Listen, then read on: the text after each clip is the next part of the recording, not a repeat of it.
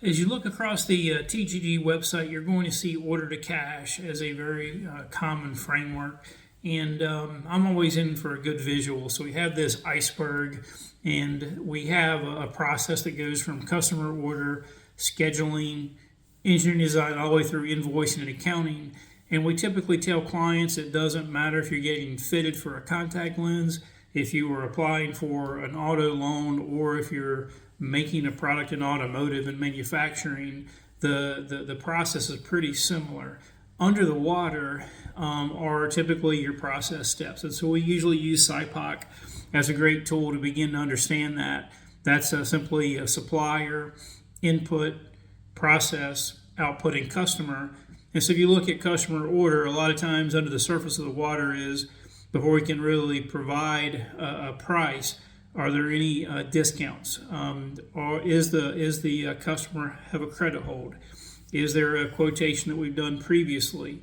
And then begin to slowly enter the order and then verify this is what they want. So that's kind of under the water.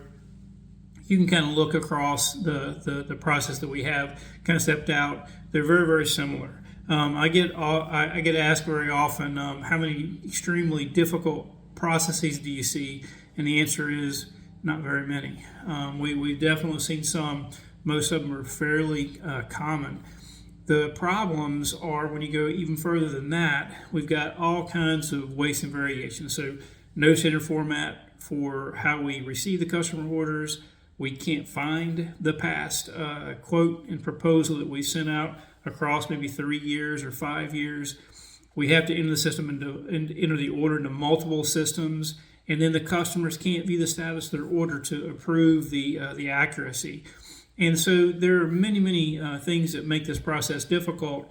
And then typically you either have silos and departments, you have barriers or different software, you might have physical, geographical distance that separates your team, or just simply subject matter expertise is spread out. And clearly, typically no employee knows all the process steps. So those are typically how we approach any business, is to kind of go deep under the water to figure out really what those process steps are, and then begin to use some tools to take that apart. In the next video, I'll talk about some of the common things that we use as far as making you more responsive to your customers.